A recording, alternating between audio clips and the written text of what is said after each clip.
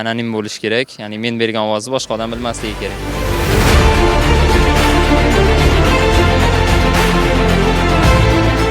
Eng birinchi o'rinda saylov haqqoniy o'tkazilishi kerak. Ya'ni birini o'rniga ovoz berish mumkin emas.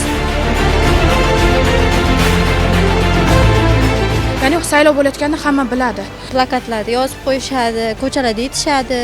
Saylov jarayonini bevosita kuzatib borish mumkin.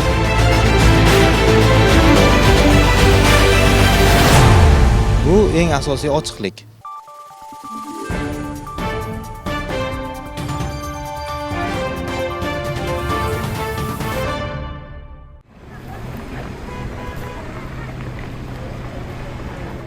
Saylov prinsipi deganda o'sha saylovda bo'lib o'tadigan qoidalarda nimalar qilish kerak, masalan, necha yoshdan qatnashish kerak, shu narsalar prinsiplar hisoblanadi.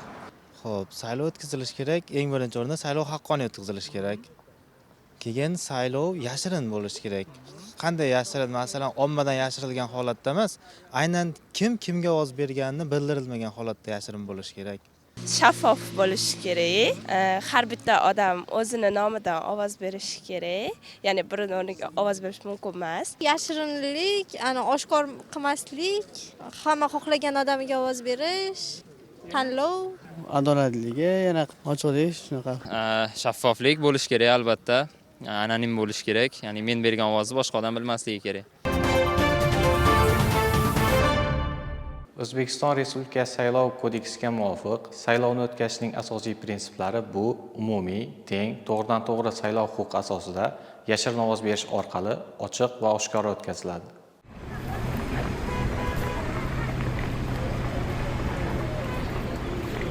Ochiq va oshkoralik deganda, masalan, hech kimdan yashirincha emas, masalan, hamma uchastkalarda o'zi alohida o'tkaziladi. Ya'ni saylov bo'layotganini hamma biladi. Lekin kimga ovoz berilayotgan bu yashirin tarzda bo'ladi. Shunisidan farq qiladi. Hamma o'zi xohishi bilan saylovga ovoz berishadi, ochiq va oshkora. Hech kim majburisiz. Va hech qanaqa yashirin narsalarsiz. Saylov bo'lyapti. Saylovni hamma jamiyat bo'layotganini bilyapti. Saylov bo'layotganidan xabardor. Umumiy olganda jamiyat saylov bo'layotgani haqida xabardorligi bu eng asosiy ochiqlik. Ommaviy axborot vositalarida, ko'chalarda, plakatlarda bo'ladi o'sha targ'iboti. Shunda saylovligini bilamiz, keyin qiziqib ma'lumot qidiramiz. telekanallarda aytishadi, keyin plakatlarda yozib qo'yishadi, ko'chalarda aytishadi. Uyiga taklifnomamu, chaqiruv xatimi shunaqada tashlab ketishadi. Ommaviy axborot vositalari va xalqaro kuzatuvchilar kelib, saylov jarayonini bevosita kuzatib borish mumkin. E'lonlar yopishtiriladi. Hamma nomzodlar dasturlari to'liq yoziladi. Televideniyada yoritiladi. Kerak bo'lsa kameralarda kuzatib turilishi mumkin. Saylov bo'layotgan joy, YouTube'da live jonli tarzda kuzatish mumkin. O'zbekiston Respublikasi saylov qonunchiligiga muvofiq saylov komissiyalari saylovga tayyorgarlik ko'rish, uni o'tkazishni ochiq va oshkora amalga oshiradi. Saylov komissiyalari fuqarolarni o'z ishi to'g'risida, saylov okruglari, uchastkalari tuzilganligi haqida, saylov komissiyalarining tarkibi, ularning joylashgan joyi va ish vaqti to'g'risida xabardor etadi. Shuningdek, saylovchilarning ro'yxatlari, saylovda ishtirok etayotgan siyosiy partiyalarning ro'yxati bilan tanishtiradi. Shu bilan birgalikda O'zbekiston Respublikasi Prezidentligiga, Qonunchilik palatasi va mahalliy kengash deputatligiga nomzodlar to'g'risida ovoz berish va saylov yakunlari haqida ma'lumotlarni ma'lum qiladi. Ommaviy axborot vositalari saylovga tayyorgarlikning borishi va saylov qanday o'tayotganligini yoritib boradi. Saylov komissiyalarining majlislari ochiq o'tkaziladi.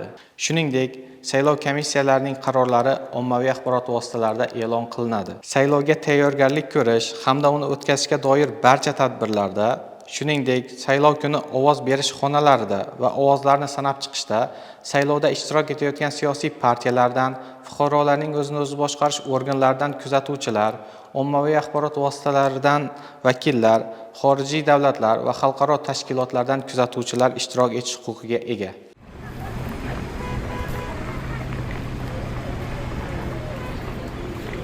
Tushunchani eshitmaganman. U siyosat. Yo'q, to'g'risi elektoratni bilmas ekanman. Har bir siyosiy partiyani o'sha manfaati yo'lida xizmat qiladigan, o'sha partiya uchun saylovlarda asosiy o'rin tutadigan o'zini nimalarida a'zolari hamda o'sha ishonch bildirgan xalq vakillari hisoblanadi. Elektorat bu qanaqadir tanlanayotgan guruhlar, ya'ni qaysidir guruhlar uchun ko'proq yon bosiladi. Aytaylik, o'sha milliy tiklanish o'qituvchilar uchun yoki liberal demokratik partiya tadbirkorlar uchun, ular uchun kengroq imkoniyat yaratadi. Mana shu qaysidir guruh uchun ko'proq yon bosilayotgani bu elektoratlik deb o'ylayman. Elektorat deganda davlat, ma'muriy hududiy birlik, saylov okrugidagi barcha saylovchilarning umumlashtirilgan nomi tushuniladi. Shuningdek, mazkur tushuncha muayyan deputatni, saylab qo'yiladigan mansabdor shaxsni qo'llab-quvvatlovchi saylovchilarni anglatishi ham mumkin. Elektorat so'zi inglizcha so'zdan olingan bo'lib, saylovchilar korpusi degan ma'noni anglatadi. Yurtimizda faoliyat yuritayotgan siyosiy partiyalarning elektorati quyidagilardan iborat. Tadbirkorlar va ishbilarmonlar harakati O'zbekiston Liberal Demokratik partiyasining elektoratini o'rta mulkdorlar sinfi, liberal mafkuraga tayanuvchi o'rta sinf vakillari, tadbirkorlar, ishbilarmonlar va fermerlar tashkil etadi.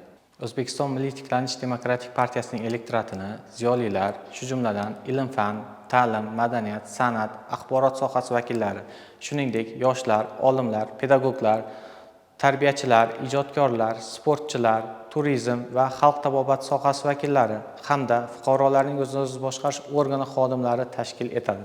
O'zbekiston Adolat sotsial demokratik partiyasining elektoratini yuqori malakali mutaxassislar, byudjet sohasi ishchilari, shifokorlar, pedagoglar, shuningdek muhandis-texnik, ilm-fan va xizmat ko'rsatish sohalari vakillari tashkil etadi. O'zbekiston Xalq demokratik partiyasi elektoratini ijtimoiy himoyaga muhtoj aholi, ijtimoiy soha va byudjet tashkiloti vakillari, pensionerlar, nogironligi bo'lgan shaxslar, band bo'lmagan aholi va shuningdek yoshlar tashkil etadi. O'zbekiston ekologik partiyasining elektoratini tabiatni muhofaza qilish tashkiloti xodimlari va atrof muhit muhofazasiga befarq bo'lmagan fuqarolar tashkil etadi.